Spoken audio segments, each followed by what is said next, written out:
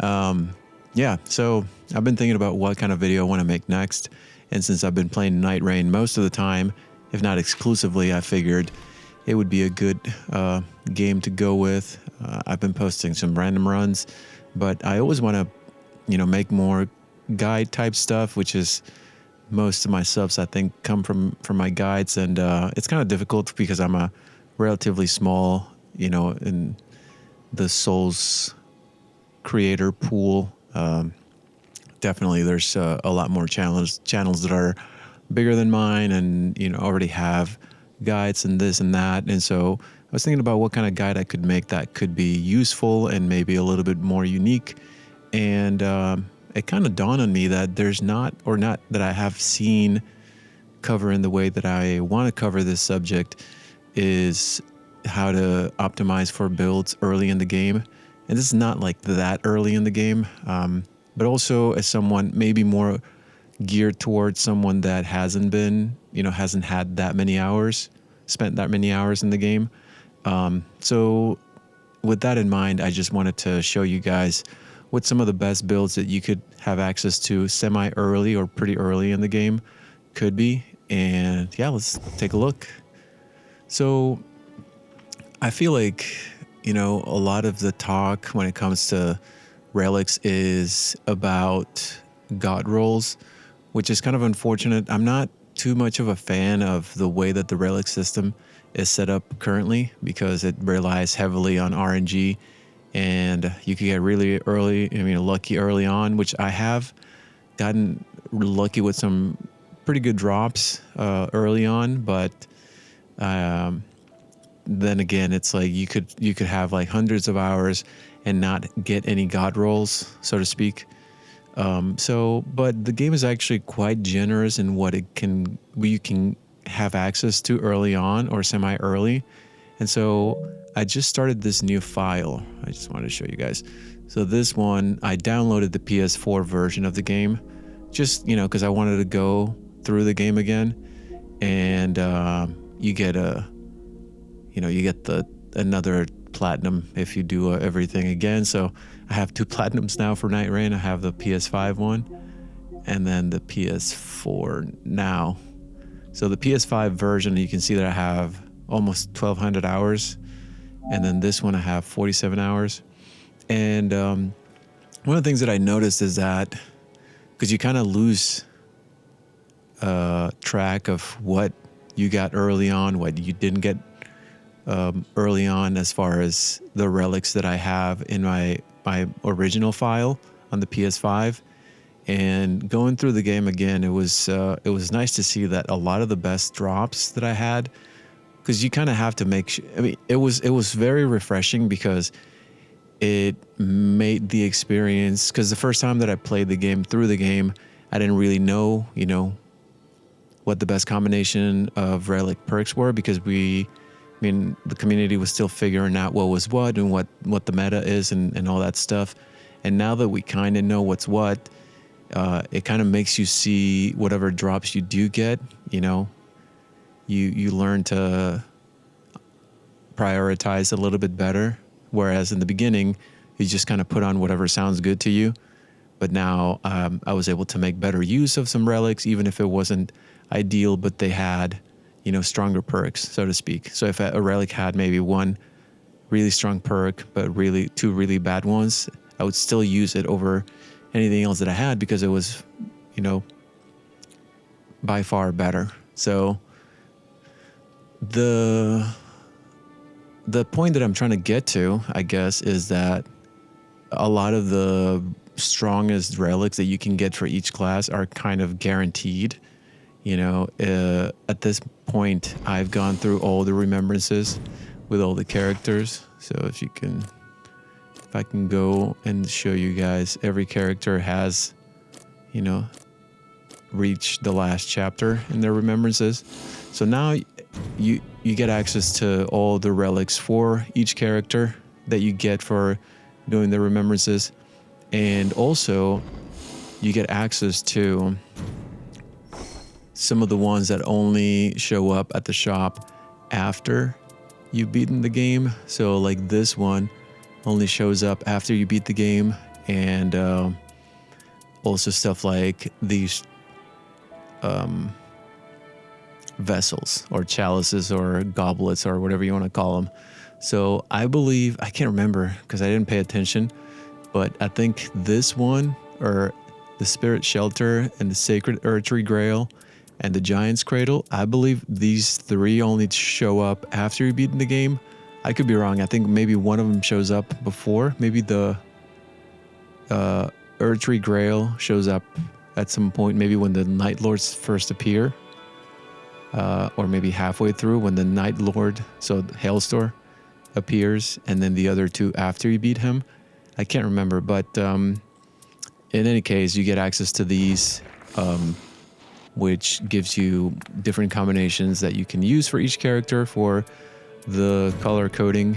And so, for example, Executor is, as you guys might have heard, is one of those characters that can benefit greatly from just speccing into his starting weapon, and it can be really strong from the beginning, especially if you use these two relics, which are status effects. So poison, and then you get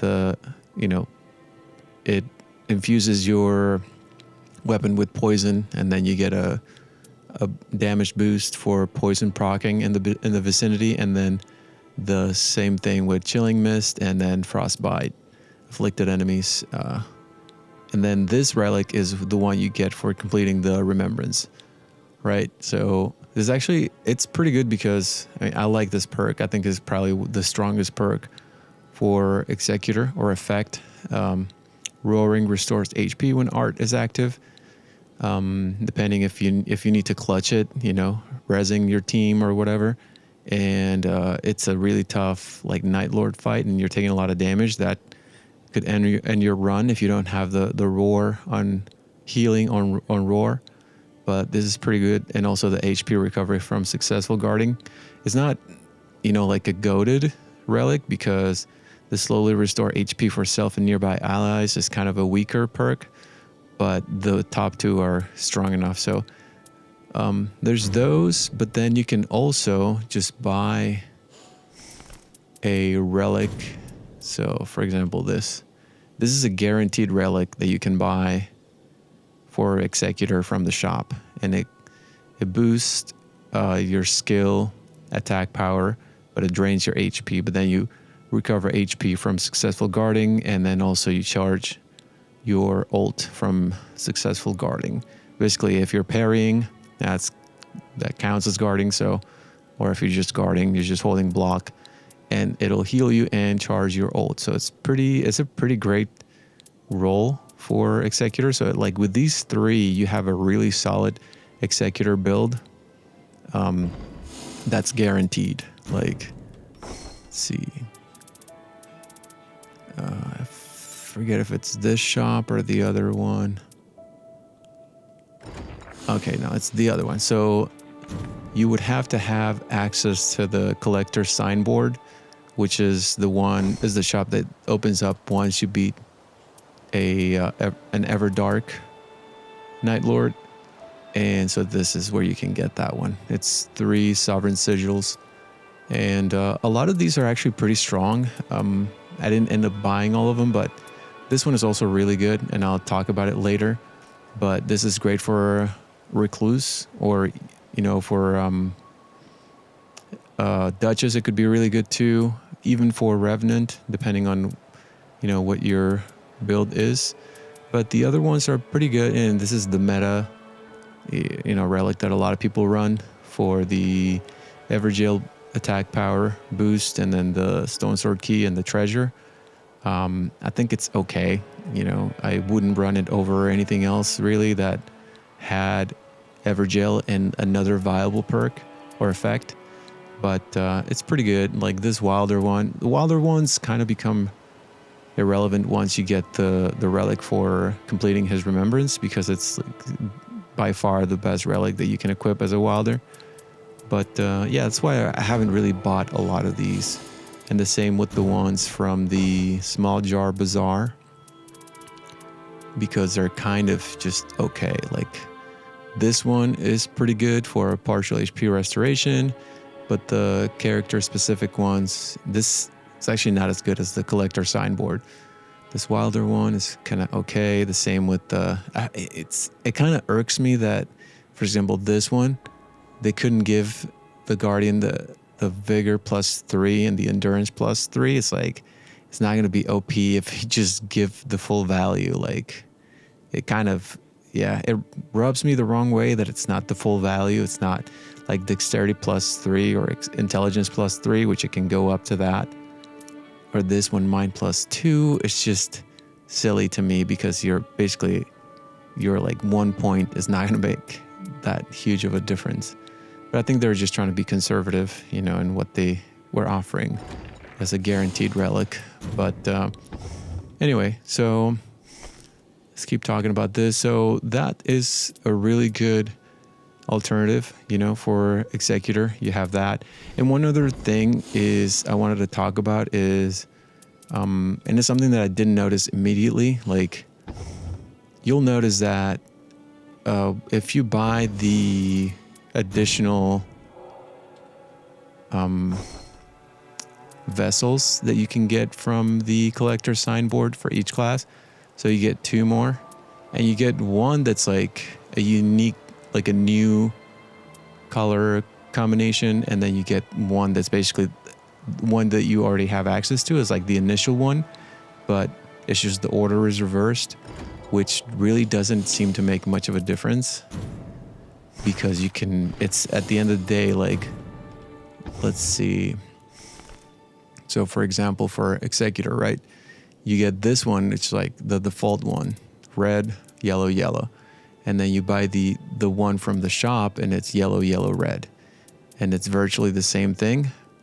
But what changes is I haven't started Deep of Night, but these will open up 3 more slots where you can equip Deep of Night relics. And those will have, that's where the difference, that's where you can see the difference. So this one that's red, yellow, yellow will be one combination of colors for Deep of Night, and then this one will have a different one. So that's where you can get access to more variety in the kind of relics that you can equip. And it's just something that I felt like I should mention because I didn't notice it until quite a bit after I bought those vessels. I was like, oh, what's the point of having that? It's just inverted, you know? But then I noticed that it's for the Deep of Night relics. That's where where these vessels become useful. So anyway, so I just felt like I should mention that. But so that's for Executor. You know, that's a really good combination of relics that you can get from, you know, early on. For Recluse, like I said, this is a really, really strong build that you can have access to without any RNG involved. This is the relic that I bought from the collector signboard for 3 Sovereign Sigils. And then these 2, it's just fantastic. It's like, as a Recluse, I mean, you can spec into something else, but like, I'm just talking about the utility for something that's guaranteed. This is actually really, really good. And once you play more, you get some better drops. You can absolutely make better use of the 3rd slot, or even change up one of these 2 if you get like some really, really good relics. But this is absolutely solid, you know, for Recluse. For Revenant, again, you know, the guaranteed remembrance relics are really strong. So, you know, this one, it gives you 2 really solid effects for Revenant. The expend HP to heal nearby allies when ulting, and then triggering a Ghost Flame explosion during your ult, which is not that strong, but it's still nice that it's there. And then defeating enemies fills more of the R gauge, which is one of the better perks because it counts for any kill, not just from you, but any teammate. So that means that it makes your ult charge way faster than ultimate arch gauge. It's way, way better. And so this one is just something that I had randomly drop as a reward for a mission or an expedition. This one is just improved critical hits. The main reason that I have this is because of the Hoarfrost Stomp is really good CC or crowd control. and this partial HP because I just really like to have that to potentially save on heals, especially for squishier characters. If you get some weapons with passives like damage reduction at full health, it can, it can really put in some work. Then for Raider, I feel like for Raider, the guaranteed relics aren't as strong. This is maybe like the one exception. I'm not really using any of them. If we take a look at the guaranteed ones, let's see. Where is it? So this is one of them. Defeating enemies near Totem Stella restores HP, which is very, very situational, and you don't really, it's not up for long enough to make it worth running this perk. And also, a lot of times there's not that many small enemies that you can kill fast to make this worthwhile, and the heal is actually not that noticeable. But defeating enemies fills more of the R gauge is good. Too bad that the Raider ult is not that great, but yeah, it's what you got to work with. And then there's the Braid, which it's one of the better perks for Raider, but the strength +3 is not that great. It's about like 3 points of damage, so it's not going to make that much of a difference. But for Raider, as long as you can run that perk, that effect, taking damage or damage taken while using character skill improves attack power and stamina, and then you have another one that has taken attacks improves attack power, both of those will activate at the same time, and that's about a 30% damage increase. So that's pretty huge. And then if you have partial HP restoration upon post-damage attacks, because Raider does usually some pretty solid damage, you can get most of your health, if not all your health back all the time. So I feel like it's more useful on a character like Raider, who has access to a lot of burst damage early on, as opposed to like Recluse.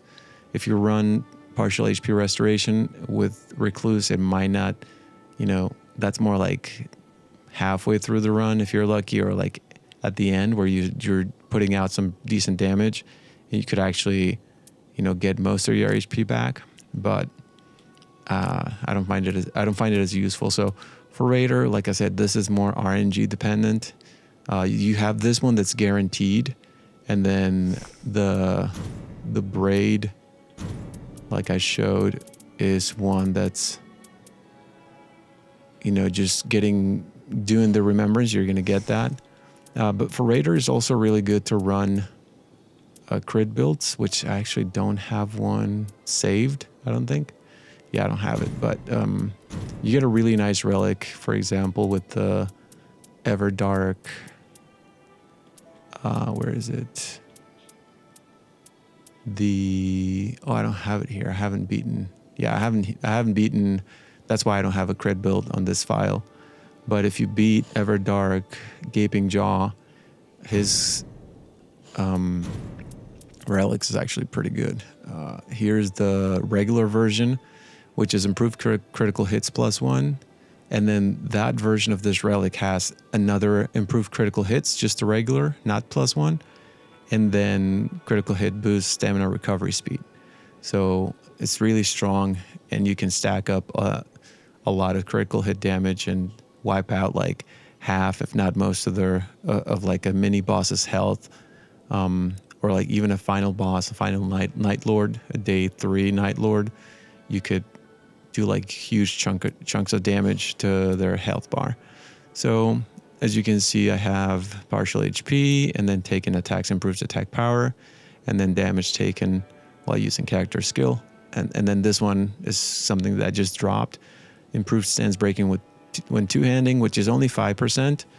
But if you get some dormant powers from bosses that have that perk, the stance breaking, it can stack up nicely, and Raider does a lot of posture damage, so that could be a good thing to get lucky with Raider. For Duchess, it's kind of similar. Like I said, if you're talking about guaranteed relics, these two are really strong, as well as with Executor, just because with the restage, she has the ability to proc status effects a lot faster than most other Nightfarers, except Executor, of course. Iron Eye also has a lot of, is the character with the second highest arcane, but Duchess has the restage, which can help out a lot in that department. So, and then again, this is a fully guaranteed build with the partial HP restoration. You know, I have other things with this one. I got lucky with this HP restoration upon dagger attacks, and then lightning damage, and then the crit build. I mean the crit relic from Gaping Jaw, and the one from Hailstorm, which can be pretty fun to use as well. But like I said, this is not going to feature anything too crazy, just because this is like a character that hasn't had that many hours. You can see I don't have a lot of relics. I have 200 relics, which is relatively low. But this one has, for example, improved dagger attack power, gravity sorcery, and ultimate R gauge. This one I feel like is really useful for Duchess. If you're fishing for backstabs, you can just proc frost and disappear, get a backstab. And then this one is a relic that I just had as a random drop from a expedition. HP restoration, and then poison and fire attack power up, which I would prefer if that was magic attack. But yeah, it's what we have. Yeah, so those are the ones that I've done for Duchess. Then we have for Iron Eye, I feel like this one. So this actually just had this drop for me, which is not super ideal, but like this is what I was talking about early, which is if you get one really strong effect, then that kind of makes up for the other two, even if the other two are not useful at all. So this one, having the +1 additional character skill on Iron Eye is so powerful that it just kind of doesn't matter whatever you get. So this one came with Poisonous Mist at the start of Expedition as a Ash of War, and it's not useful for Iron Eye because it's not a Ash of War that you can use on bows. The rune discount for shop purchases while on Expedition I think is only like 10%, which it's not really gonna make much of a difference, but it's nice to have. I guess it could be worse. Could be 2 effects that are not usable.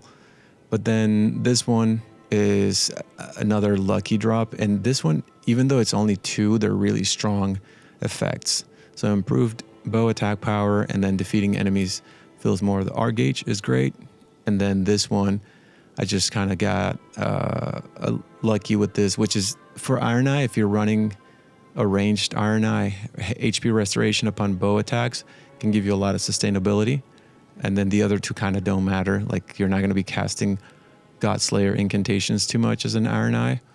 And then FP restoration upon dagger attacks, which could be, situationally, you could get a really nice dagger that you could do some bleed with, and then get some FP back.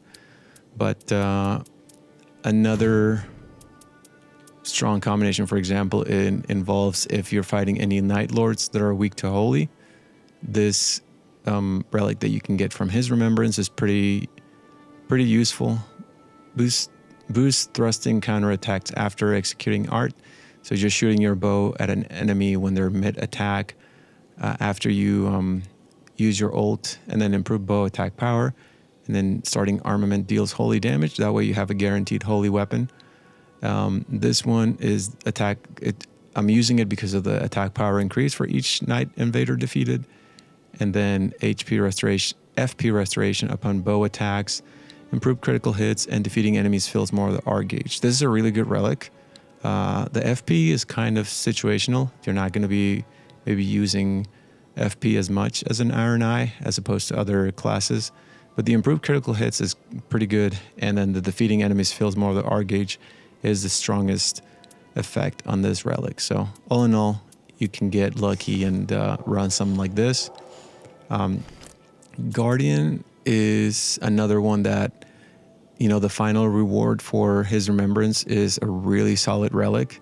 These 2 effects are really good. So slowly restores nearby allies' HP while art is active, which is when you ult, and and if you hold your ult, you will heal your party fully back up, and then successful guards send out shockwaves while ability is active. So when you do your steel guard, you can block and sort of do damage with those shockwaves. And then vigor +3, which is nice that they didn't do the +2 from the other relics from the shop. This one, I feel like with Guardian, I get really nice drops as opposed to all other classes. This one, I consistently get like really good rolls, you know, and it's the class that I play the least. But I feel like Guardian, his RNG for relics is maybe a lot better than the others because, you know, not a lot of people play him. And I feel like a lot of people think he's very underpowered. So I got super lucky with this. Creates whirlwind when charging halberd attacks, which is pretty fun to use. But then most importantly, HP recovery from successful guarding and character skill cooldown reduction +3. And then I have this partial HP restoration. This is the other guaranteed relic. So both of these are guaranteed, and then the middle one was just a lucky drop. Also increased, what is it? I forget what the name is, but where your skill lasts longer. That one is pretty good. I haven't got like a really good relic with that effect, but this is, like I said, it's a newer file. So for Wilder, like I said, this is the best, by far is one of the best relics in the game in my opinion. And just the +1 additional character skill use is huge, just in terms of you know, how usable it is, not just in combat, but also repositioning or avoiding really dangerous attack that come with little notice. Also just, you know, traversal and whatnot. So, and then art activation spreads fire in area is really good. Stamina recovery upon landing attacks is really good too. And then I got a really good drop from a expedition. Partial HP restoration upon post-damage attacks, and then starting armament deals holy damage, and then flaming strike, which is one of the better Ashes of War. From, you know, just I start with that. So then this one is another lucky drop. Standard attacks enhanced with fire follow-ups when using character skill, and then fire attack power-up. I could also run the so Everdark Gladius's relic, which is pretty good. Stamina recovery upon landing attacks +1, which does stack with the regular version. And then taking attacks improves attack power, which is really good, and fire attack power up +2. But then I don't have the partial HP restoration. Ideally, I would have that with this perk, just because I really like the fiery follow-ups. But I don't have that. I do have that on my main file. But this one, I kind of just, I have to choose between, do I want more stamina recovery and then more fire attack power, and then the bonus for taking attacks, or do I want the partial HP restoration, which with, well, like I said, Wilder is another class that also makes really good use of that. So up to you, depending on what you have and what you prefer to run. But that is it. That's the last class. I've at this point gone over all of the ones that you can get guaranteed, and the ones that I think are the most useful, and then sort of the relationship between what's available for each class and what you kind of have to prioritize when you get some okay or some good effects on a relic. So yeah, that's pretty much the only thing that I could add maybe is just show you guys, for example, my main file and what that looks like. But the point of the build is, of the video is, I think, what can you get your hands on, and how to prioritize guaranteed relics and how to combine them with the ones, depending on the class, and with the ones that you can get just randomly dropped from expeditions, or if you want to gamble, you know, if you have extra merc that you want to spend or sovereign sigils that you want to spend, and use them at either of the shops to gamble and get some of those relics. But just to show you here real quick what the difference is between a newer file and then my other file. So this is what I was talking about earlier. So like let's see this one, right? This first vessel, which has red, blue, blue, and then red, blue, blue again. And then the second one is red. It's blue, blue, red, which is just the inverted order of colors.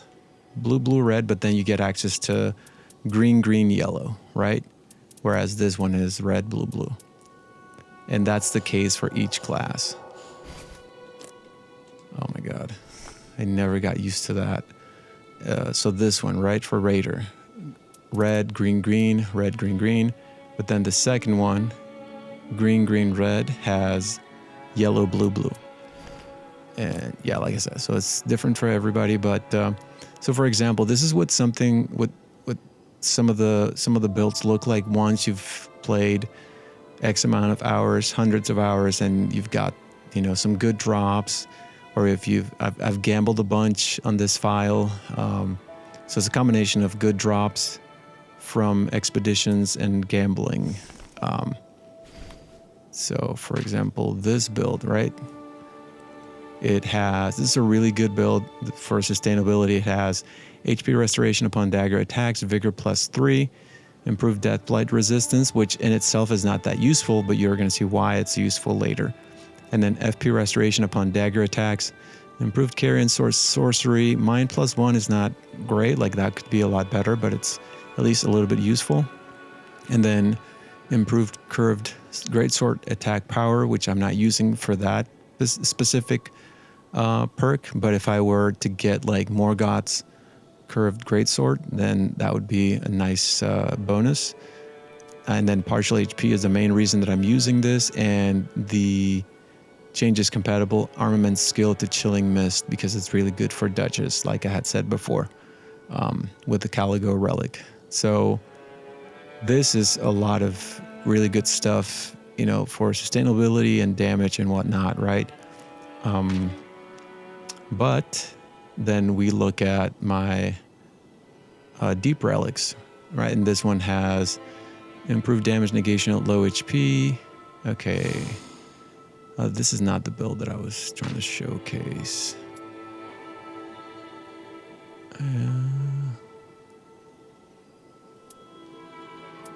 Where was that? Did I not save it?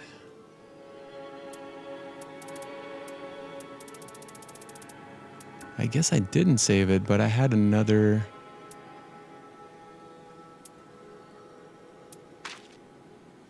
Yeah, I had another...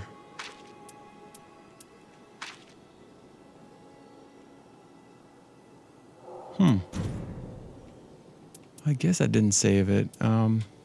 That's a bummer. So I had another build that was using this initial combination of attributes, but then, yeah, I think I switched from this. Anyway, so, you know, you can have stuff like this, for example. I think this was the slot that I meant to show. So yeah, so it has the first two that are the same, stamina, and then the third one is a little bit different. Stamina recovery upon landing attacks, intelligence +3, which is not great, but then magic attack power up +2, which is the maximum, right? So that's great. And then I think this is the one where I had, yeah, so this is the change that I had made. I wanted to get partial HP restoration, and yep. So I was using this, and so it comes partial HP restoration upon post-damage attacks +1, and it comes with taking damage causes death blight buildup, right? Which is counteracted by the first one, improved death blight resistance. So you can make, a lot of times when you start playing Deep of Night, some of these perks that might seem irrelevant can actually come in really handy with some of these debuffs from Deep of Night relics. So this is actually a really good relic because of that perk, and then improved Flask HP restoration, and then Crimson World bubble tears, whatever. But then we have, oh my god, the menu here. It's always difficult for me to. And then improved.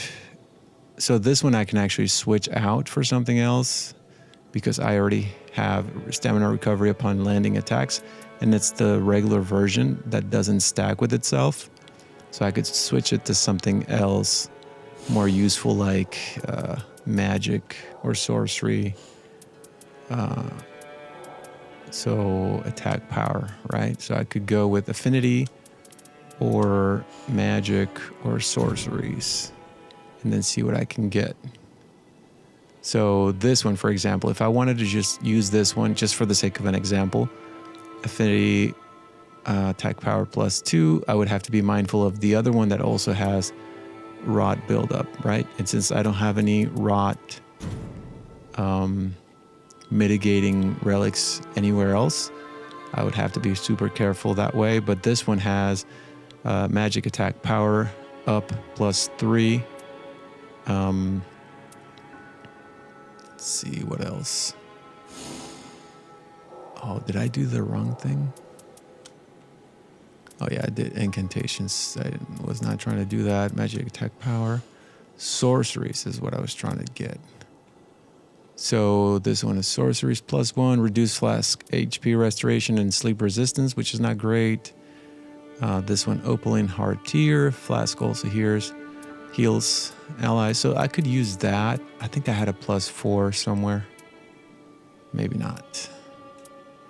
+3.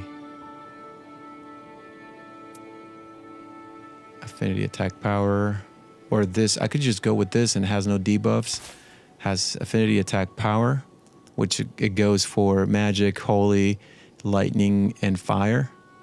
And then that would give me more deathblight resistance, right? So that would kind of make it so that that debuff is not as dangerous. I could take more damage. And then the third one is improved flask HP restoration and increased maximum HP. So sorry that went for too long, but so yeah, that's an example of something that I am running with my Duchess, and this is kind of, you know, after more hours. For example, this is my crit build for Raider. This is a guaranteed relic, improved critical hits +1. This is what I was talking about with the Everdark Gaping Jaw. And then improved critical hits, and critical hits earn runes. Then this one, improved critical hits. And this is really good because it comes with Hoarfrost Stomp, which is very good. And then attack power when facing frostbite afflicted enemies, which is another kind of, it's not a god relic, but it's really solid. And then this one is also really good, just random drop or, you know, from gambling. I can't remember how I got this, but partial HP restoration upon post damage, critical hit, boost stamina recovery speed, and improved critical hits. So it's like great synergy, because I have critical hit multipliers across my basic relics. And then my deep relics, I have more improved critical hits. And then this one I don't, but I have physical attack up. And then this Raider effect hit with character skill to reduce enemy attack power, which is not great, but I mean, it's pretty okay.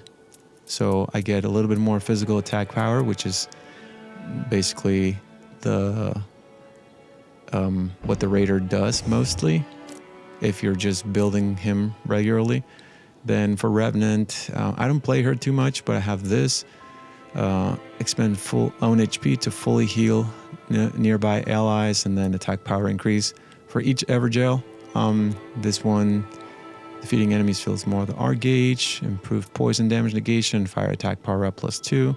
And then this one, trigger Ghost Flame explosion during ult, and then attack power increase for each Night Invader defeated, and endurance +2. So these are not the greatest, but they're pretty good for Revenant.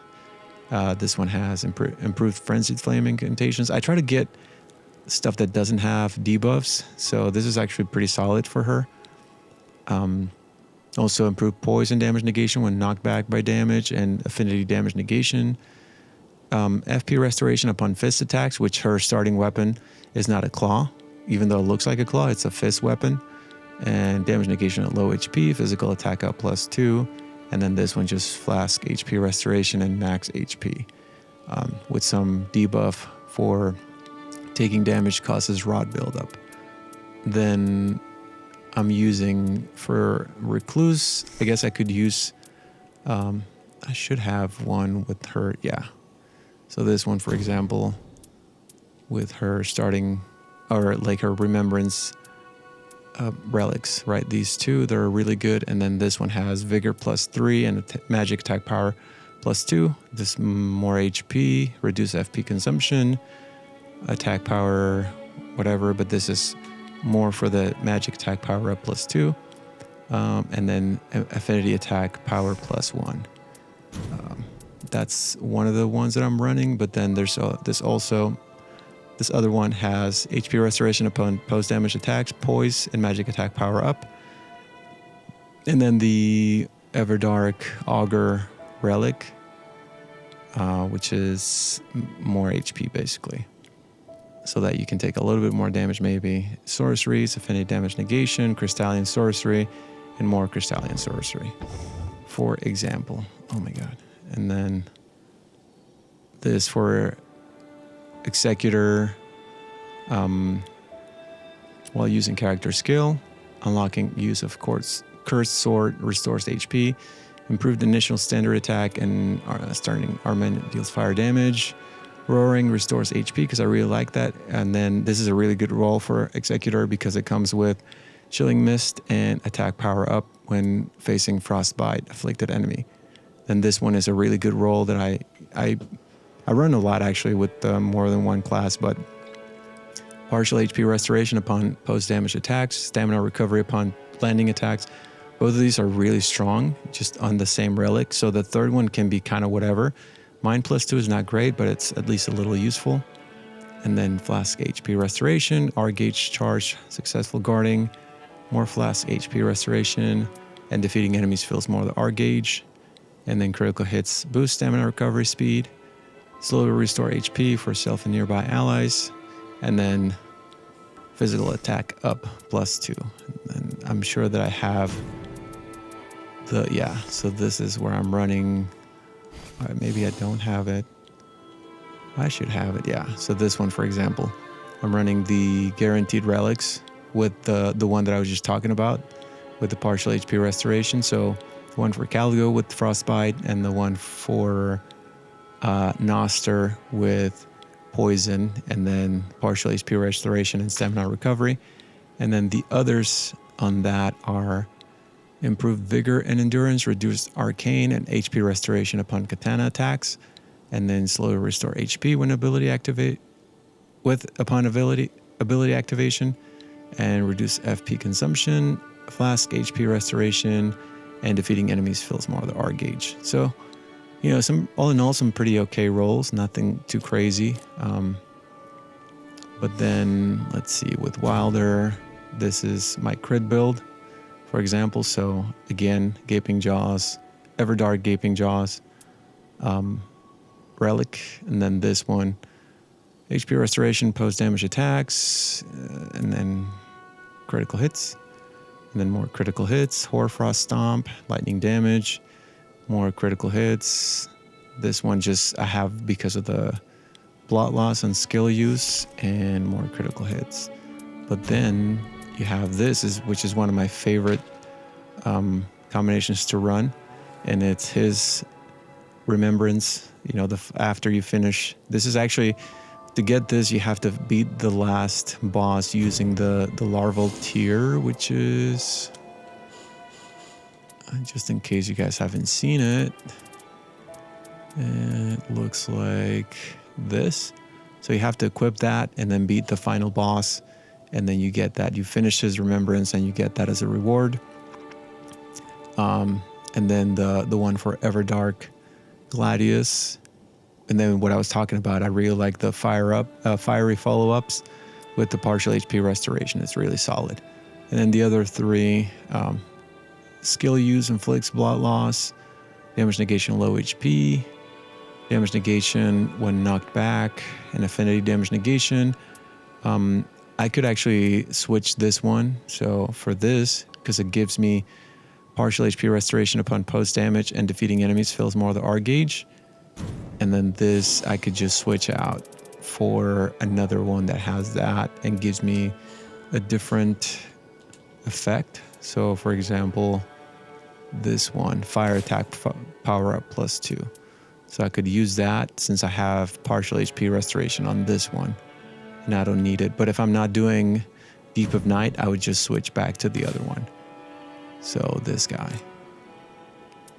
And then for Guardian, I'm using the Remembrance one. And like I said, I just get really lucky with Guardian. There's another really good role. Increased duration for character skill, stamina recovery upon landing attacks, and Poisonous Mist, which is better than his starting Ash of War. And then this is the guaranteed relic for Fulgore, the regular version. Increased maximum stamina. Guard counter is given a boost based on current HP and HP restoration upon thrusting counter attack. And then the other one stuff. I haven't really messed with Guardian Deep of Night, but I just was trying to put together something that would be useful if I did. R gauge charged from successful guarding +1. Dormant power helps discover spears. HP restoration upon thrusting counterattack. Draw enemy attention while guarding. Improved guard counters. Character skill boost damage negation of nearby allies and increased rune acquisition for self and allies. And then for Iron Eye, I have a lot of builds for him, but this is a really good role that I got, I don't know, a few hundred hours into playing the game. HP restoration upon bow attacks and then stamina recovery upon landing attacks is really strong on the same relic. Improved perfuming arts is kind of whatever. I don't really use that too much. Then this one is 1+1 additional character skill use, improved bow attack power, and then boost thrusting counterattacks. So this is the guaranteed one from the Remembrance in case I want to fight an enemy that's weak to holy. Then for example, this character skill inflicts heavy poison damage, physical attack up +2. This one is attack power up when facing poison afflicted enemy, and it comes with runes and item discovery increased for each great enemy defeated at a fort. And then partial HP restoration upon post damage, and defeating enemies fills more of the R gauge. And in case I get some weapons with passives that I want that have rot buildup, then this one could be useful. Improved rot resistance. And that is it. That's pretty much the video. I hope you guys found this useful. Like I said, I just try to make videos, guides mostly, about stuff that I found out playing the game. And yeah, I'm sure that there's other guides out there that kind of cover what I talk about, but I feel like maybe I had a bit of a different perspective on some things that might be useful for some people that are starting the game. So yeah, let me know if you guys found it useful in comments, and I will catch you on the next one.